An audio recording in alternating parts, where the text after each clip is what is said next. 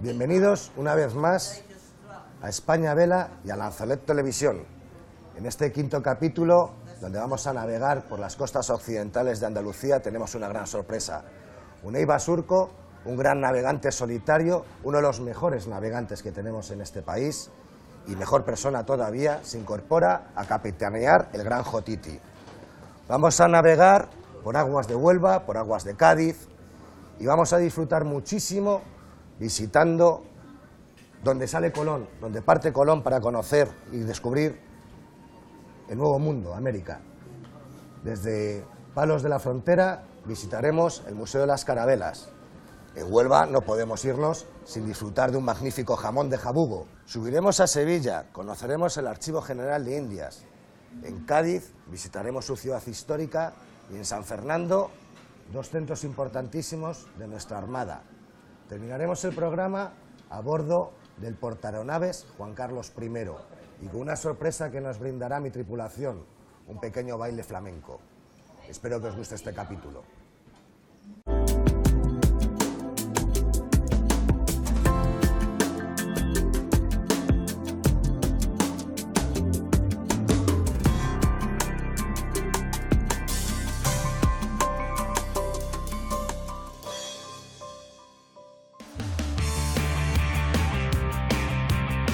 Después de navegar las 475 millas que separan Bayona de Huelva, recorriendo el litoral portugués, la tripulación del Gran Jotiti está contenta y feliz por regresar a tierra firme.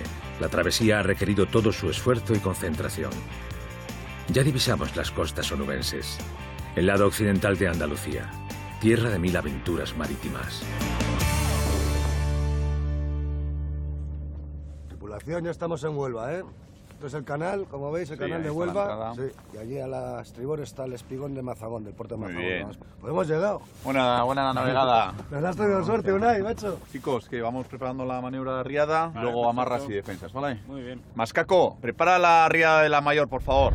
Ahora aquí a ver si puede, Basurco.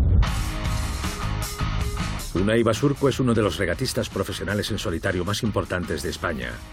Con su velero, el Paquea Vizcaya, ha participado en regatas tan importantes como Le Figaro, la Transat, Le Velux 5 Océanos o la Vendée Globe. En total, más de 80.000 millas navegadas por todos los océanos del mundo. Desde 2010 dirige el proyecto socioeducativo Paquea Vizcaya, que tiene como objetivo la concienciación medioambiental para niños a través del conocimiento de la navegación. Para ello, ha organizado expediciones educativas a Groenlandia y la Antártida.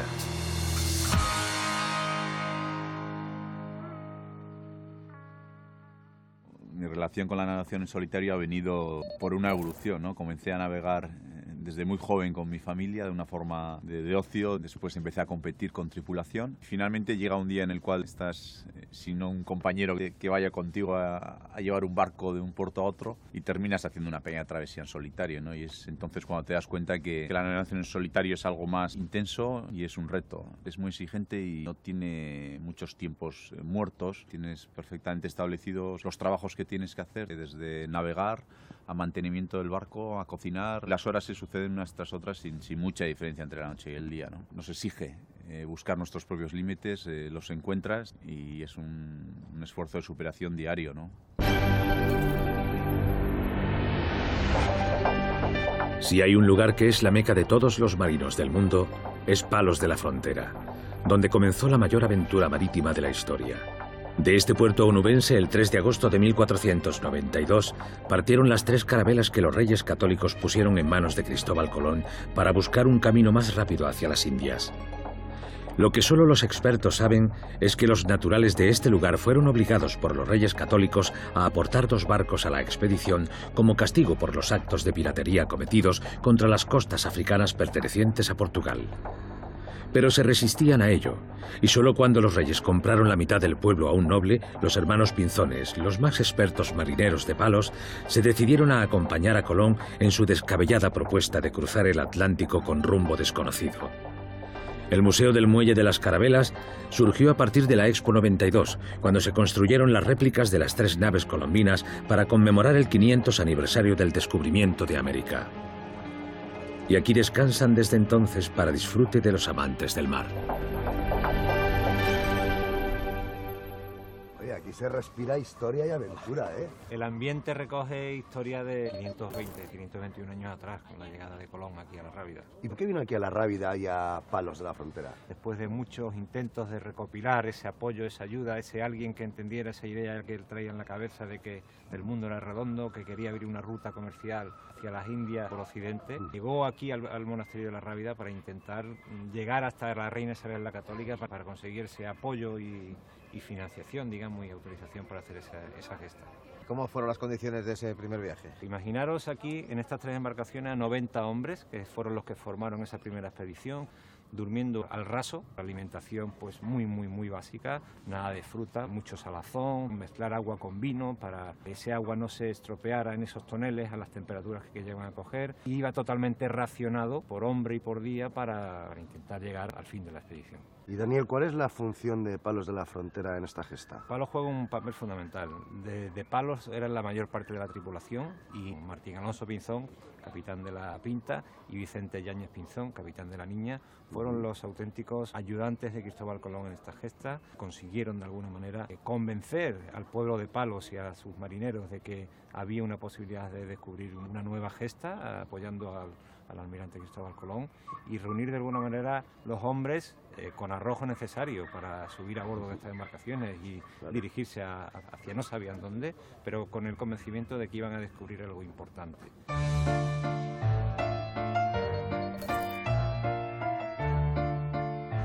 Moguer, apenas a unos kilómetros de Palos de la Frontera, también es un lugar especial para la historia del descubrimiento de América.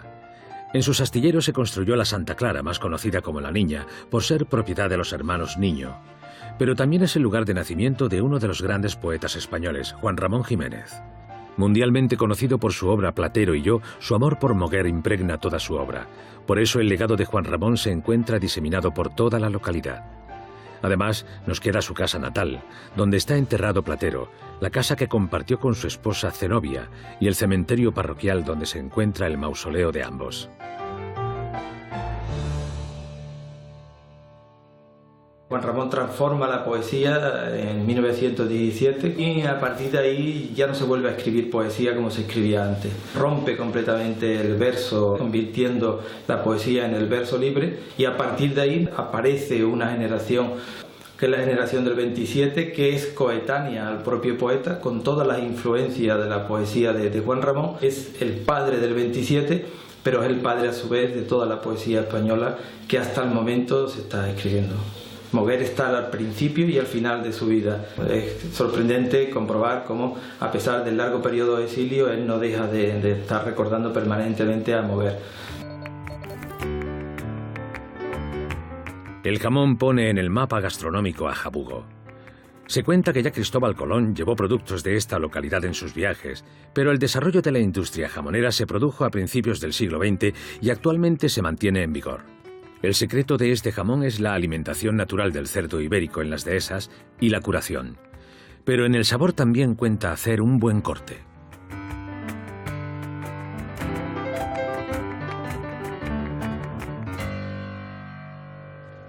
Maximiliano, ¿nos podrías explicar un poco el procedimiento y el proceso de estas joyas que tienes aquí colgadas? No es un proceso muy complicado porque lo único que usamos es un poquito de sal marina para la salazón y después prácticamente lo que utilizamos es el tiempo y el clima natural de aquí de la Sierra de Huelva y concretamente de Jabugo para ir poquito a poco madurando y afinando el proceso de curación de los jamones. La clave está en estar muy al cuidado de ellos y abrir las ventanas, cerrar las ventanas en función de los vientos que predominen, de la temperatura exterior. Maxi, si tuvieras que definir en breves palabras el secreto de un jamón normal a uno excepcional como el que estamos viendo, ¿cuáles serían? El secreto de un jamón de mucha calidad sería contar con una materia prima muy buena, un cerdo ibérico criado en el campo, con la edad suficiente para que esté bien desarrollado, para que se alimente libremente en el campo a base de bellotas, de hierba, de todo tipo de los productos naturales que hay, y después tener la paciencia de aguantar los 2 años y medio, 3, o incluso cuando el jamón es muy grande hasta 3 años y medio y 4 de curación. Esa sería la clave.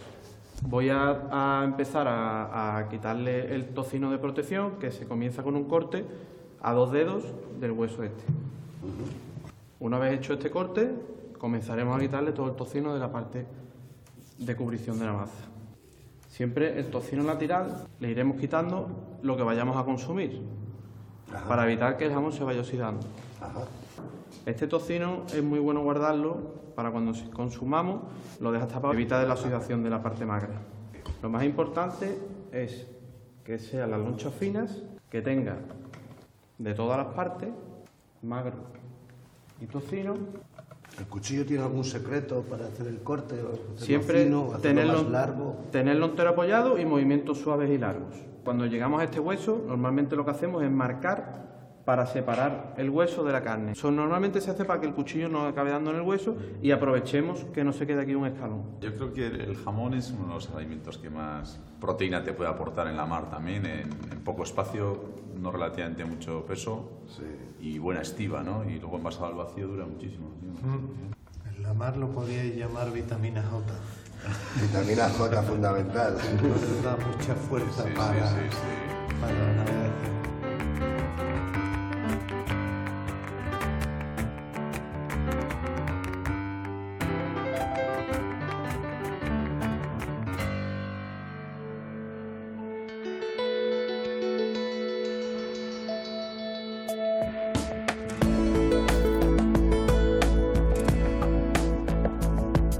El Parque Nacional de Doñana es la joya de nuestras reservas naturales. Desde 1980 es Patrimonio de la Humanidad y desde hace 44 años Parque Nacional. Es una de las reservas para la biodiversidad más importantes del mundo y ha sido un milagro conservacionista que aún se mantenga intacta. La variedad de sus ecosistemas en sus 255.000 hectáreas no tiene parangón en Europa. Las marismas, las dunas vivas y los cotos son el hábitat ideal para aves y mamíferos. En el extremo meridional del parque se encuentra un impresionante sistema de dunas móviles. Una barrera costera de 30 a 50 metros avanzando hacia el interior hasta en frentes de 2 kilómetros de anchura.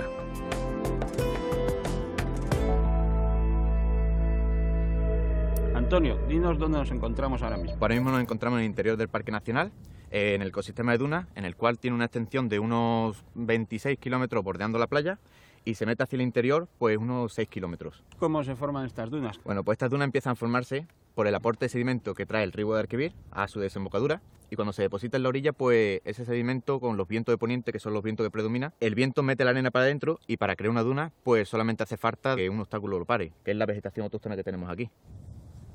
Aquí donde nos encontramos parece bosque mediterráneo, ¿verdad? Ahora mismo estamos en un bosque mediterráneo. Si se fijáis, el árbol que predomina es el pino piñonero, es uno de los árboles más autóctonos que hay aquí en Doñana. Y después tenemos otro tipo de árboles como la sabina, enebro, alcornoque. Después tenemos distintos tipos de vegetación como monte negro, que se localiza en las zonas bajitas, monte blanco, que se localiza en las zonas más altas, que son normalmente plantas aromáticas. Aquí los animales que predominan son mamíferos, tanto ciervo, gamo, jabalí, jineta, meloncillo. Normalmente pues tenemos otra zona como son las marismas. Las marismas espectaculares cuando se llenan todo de ave, preciosidad. Todo lleno de flamenco, ganso, garcetas, cigüeñuelas. Justamente aquí detrás de nosotros tenemos el límite del parque natural, que es el río Guadalquivir. Durante siglos estas aguas del Guadalquivir fueron testigos de la llegada de los barcos que procedían de las colonias americanas cargados de riquezas. La mayoría de estas mercancías se trasladaban a embarcaciones menores para poder remontar el río hasta su destino definitivo, el puerto de Sevilla. Colón partió de aquí en su tercer viaje a América. También Magallanes eligió Sanlúcar para zarpar en la primera vuelta al mundo que terminó Juan Sebastián Elcano de nuevo en Barrameda.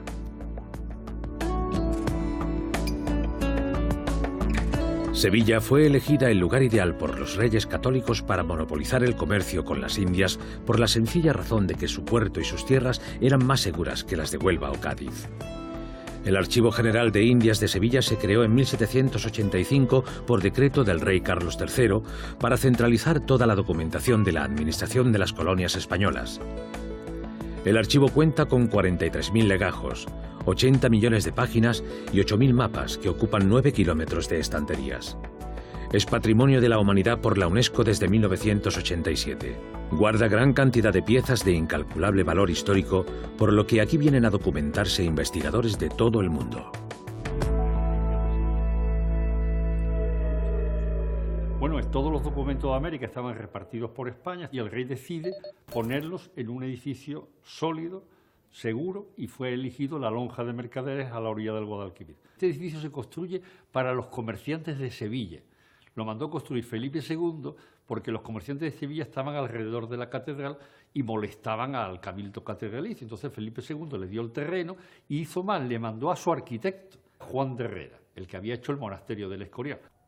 La Casa de la Contratación, que era el organismo que gobernaba la carrera de Indias, llevaba un registro diario de todos los barcos, de todas las mercancías y de todas las personas que fueron y vinieron de América. Todos los barcos están perfectamente localizados. Los barcos, los transportes y los hundimientos. América se gobernó por el rey, que estaba asesorado por el Consejo de India.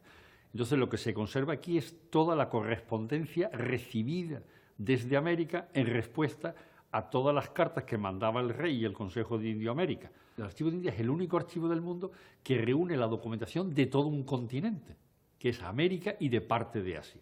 Es el más importante del mundo por el ámbito que abarca geográfico y por el ámbito cronológico, es que son 3 siglos de documentación sobre América. En el archivo se conserva aproximadamente 80 millones de documentos. Y otra cosa muy importante de destacar en el archivo es que tiene 7.500 planos, porque claro, gobernar un imperio tan lejano necesitaban una información geográfica. Por eso la información gráfica que hay sobre América en el archivo es extraordinaria. El archivo de India evidentemente tiene que empezar por Cristóbal Colón y empezar por el primer hecho que dio origen a todo lo que el descubrimiento americano, que son las capitulaciones de Santa Fe, que es el documento en el que, estando los reyes en Granada, a punto de conquistar Granada, firman con Colón un documento, que es este que tenemos delante, que es las condiciones en las que se va a descubrir América. Le otorgan el título de virrey, le otorgan el 50% de todo lo que se ganara y una cantidad enorme de beneficios. Esto da origen a una gran polémica, porque cuando se descubre América, los reyes comprendieron que habían sido demasiado generosos y entonces tienen lugar los pleitos colombinos. Esta es una de las puestas de sol más bonitas de España. Por su situación en dirección este, ver desde el mar cómo el sol se desvanece en el horizonte es algo grande.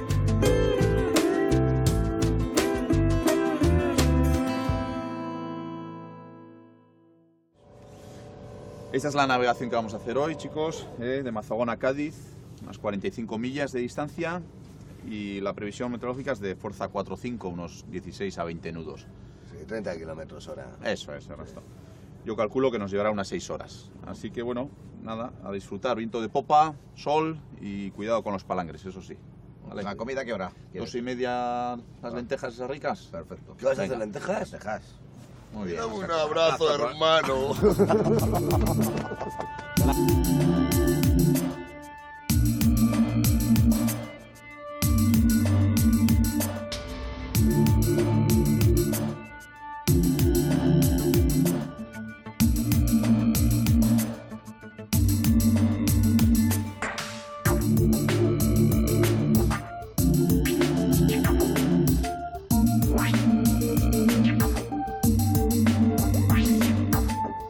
Tú con la cantidad de millas que llevas, tantas vueltas al mundo, tal, ¿tú habrás pasado alguna situación de estas que dices, he vuelto a nacer? Especialmente uno en la salida de la Vuelta al Mundo en solitario, que nos cogieron 80 nudos en el Golfo de Vizcaya. ¿80 nudos? Sí, Madre fue mía. una ciclogénesis y fue horrible, la verdad.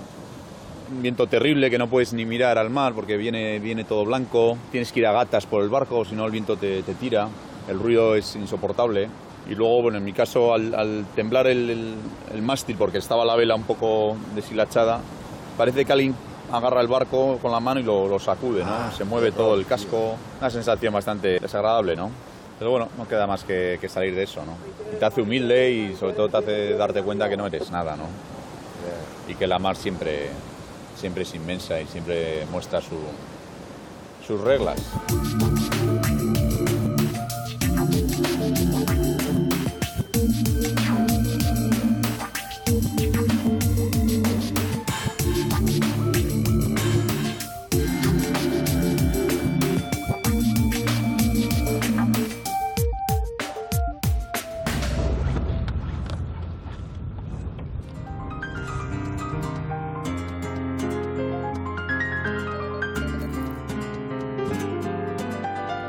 Cádiz está considerada la ciudad más antigua de Europa y siempre estuvo abierta al mar. Sus aguas han sido siempre objeto de deseo de todas las culturas mediterráneas. Su privilegiada posición en un estrecho tómbolo que se podía defender fácilmente era ideal para establecer colonias comerciales. La riqueza de las aguas de la bahía y su escasa profundidad eran perfectas para la navegación y la pesca. Sus edificios están salpicados por multitud de torres desde donde los armadores vigilaban la llegada de sus barcos cargados con los tesoros americanos. Alrededor del año 1715-17 ocurre una grave epidemia de tifus en Sevilla y entonces el rey ve oportuno trasladar la casa de contratación y el consulado de mercaderes a Cádiz. Cádiz, que ya de por sí era el antepuerto del comercio con las Indias, se va a convertir pues, en el emporio comercial más importante del mundo. Tenía el monopolio del comercio con América y claro, esta ciudad va a conseguir un esplendor inusitado. Va a llegar el siglo XIX y va a ocurrir quizá el momento estelar más importante de la historia de España, que son las Cortes de Cádiz. Nacen precisamente en el Oratorio de San Felipe Neri, que es donde los diputados españoles van a elaborar la Carta Magna de 1812, que no es otra cosa que el germen de la actual Constitución española y de muchísima de todo el mundo. El Real Observatorio de la Armada de San Fernando tiene una de las misiones más importantes de nuestro país. Es el centro que establece la hora oficial de España. Fundado por Jorge Juan en 1753, es uno de los centros científicos más importantes del mundo desde la instalación, en 1973, de una batería de relojes atómicos que establecen y mantienen la escala de tiempo universal coordinado, que es la base del sistema de tiempo civil a escala mundial. Su objetivo inicial, y sigue siéndolo, es el que los marinos aprendieran a navegar adquiriendo los conocimientos de astronomía que eran necesarios entonces y lo siguen siendo ahora. Para un marino el tiempo es posición, y cuanto con mayor precisión calculemos el tiempo, con menor error sabremos dónde estamos. Para situarse en la mar, un marino necesita 5 cosas. La primera, el cielo, que es su reloj, que es la posición de las estrellas con respecto a la cual se va a situar. Y luego necesita un libro que le dé la información de qué es lo que va a ocurrir en el cielo en ese momento, qué fenómenos va a haber, dónde va a estar de manera aproximada cada una de las estrellas, que son las efemérides astronómicas, que es una publicación que se hace aquí en el observatorio desde el año 1791. Necesita un instrumento que le diga qué hora es en el momento en que va a realizar la observación, que es el cronómetro marino. Un aparato que le sirva para medir las posiciones de las estrellas en el cielo, que es el sextante. Y al final, un lugar donde plasmar esos resultados, que es la carta náutica. Esta es la sala en la cual mantenemos los patrones atómicos y aquí es donde se genera la hora oficial del Reino de España. Tenemos un conjunto de relojes atómicos que se comparan cada 5 minutos para saber cuál es la hora. Hacemos una media. Para que adelante o atrase un solo segundo esta escala de tiempo tendría que pasar 1,5 millones de años. Esa es la estabilidad que tenemos con nuestra escala, considerada como una de las 10 escalas más estables que hay en el mundo. Esta hora que se produce con los átomos es la que luego se transforma en los satélites para que podamos navegar con GPS, Galileo, GLONASS, etcétera, etcétera. El Instituto Hidrográfico de la Marina es el organismo encargado de producir y mantener la cartografía náutica y las publicaciones de las costas españolas. Su origen se remonta al siglo XVI, cuando se empezó a organizar toda la documentación cartográfica del Nuevo Mundo. Su catálogo de cartografía marina es uno de los más importantes del mundo y es absolutamente imprescindible para todo aquel que se haga a la mar. La misión fundamental del Instituto Hidrográfico es velar por la seguridad de la navegación, dando difusión a la información del mar y del litoral, y además contribuir a las ciencias náuticas. La cartografía náutica es algo vivo. A raíz de la utilización de equipamiento más avanzado, como son los sondadores multihaz, que permiten determinar la sonda en una cobertura total del fondo, eso hace que tengamos que renovar prácticamente toda la cartografía, además de la mejora en los sistemas de posicionamiento, hoy en día GPS, y hay que mandar nuestros buques a tomar datos para renovar esa cartografía. ¿Por qué? Porque se han producido alteraciones, ya sea por nuevas construcciones en puertos, dragados de zonas que requieren que se renueve la cartografía. Entonces, cada vez que hay este tipo de modificaciones, pues nosotros acometemos un nuevo levantamiento hidrográfico. El portaaeronaves Juan Carlos I es el buque insignia de la Armada y el mayor barco de guerra jamás construido en España. Con puerto en la base naval de Rota, se diferencia del anterior buque insignia, el portaaviones Príncipe de Asturias, en el tamaño y en su capacidad para asumir varios roles. El interior de este buque es como un edificio de 12 plantas. Se trata de un barco de fabricación nacional al 85%, incluida la tecnología de los radares y los equipos de guerra electrónica. Su botadura tuvo lugar el 10 de marzo de 2008 y el 22 de septiembre de 2009 se hizo a la mar por vez primera para realizar sus primeras pruebas en mar abierto.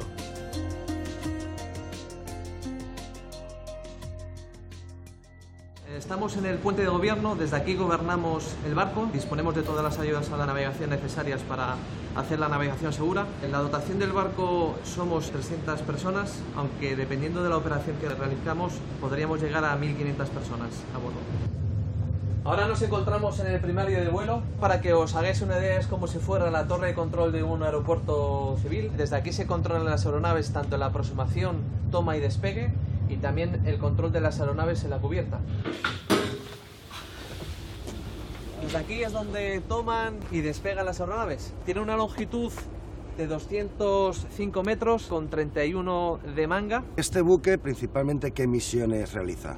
Bueno, el barco se diseñó para cumplir principalmente 4 misiones: operaciones anfibias, operaciones con aeronaves, operaciones aéreas, operaciones expedicionarias para llevar contingentes del ejército de tierra a cualquier parte del mundo, y por último son operaciones de ayuda humanitaria. Como curiosidad, con los generadores que tenemos a bordo podríamos dar luz a 10.000 hogares. Nos encontramos ahora mismo en la cubierta de carga ligera y hangar. Aquí es donde almacenamos los vehículos de carga media y donde se efectúan los mantenimientos de las aeronaves. La longitud de esta cubierta es aproximadamente de 2 campos de fútbol. ¿Cuántas aeronaves llegan a caber? El máximo número de aeronaves que pueden operar en este barco oscilan entre 25 y 30 aeronaves dependiendo de su tamaño.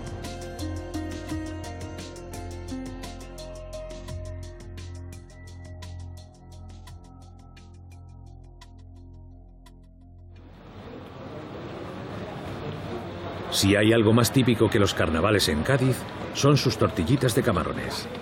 Mascaco no quiere marcharse de la tacita de plata sin conocer el secreto de su elaboración. Venía que he quedado con Manolo en la cocina. Pues venga, pasa, vámonos para adentro. Gracias. Venga. Manolo, me han dicho que aquí se hacen las mejores tortillitas de todo Cádiz. ¿De Cádiz? Y de Europa. Y de Europa. Pues vengo a que me expliques cómo se hacen. ¿Lleva harina? Sí. ¿Vale? Le ponemos un poquito de agua.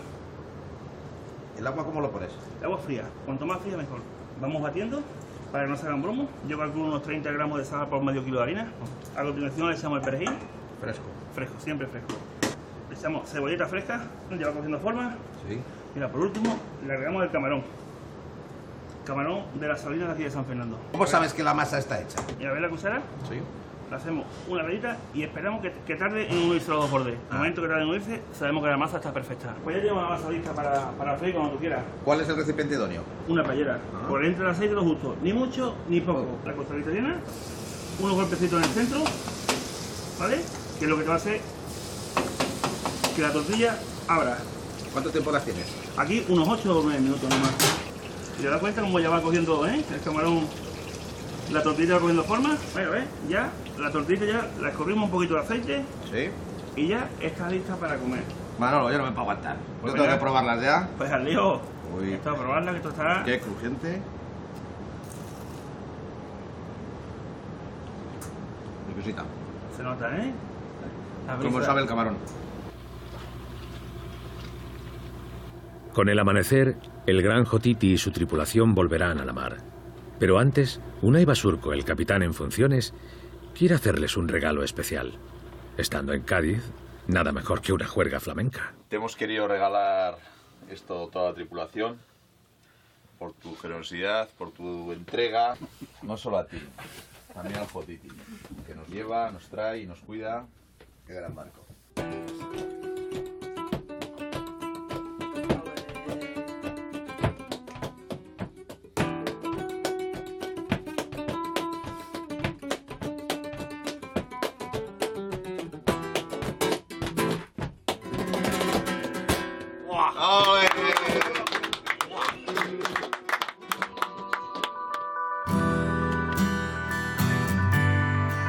guardaremos con nosotros la luz de los atardeceres de estas tierras, sus parajes, sus gentes y su diversidad. Abandonamos el Atlántico para adentrarnos en el Mediterráneo, el Mare Nostrum, siempre impredecible. El Estrecho y las posesiones españolas del norte de África serán nuestro próximo destino.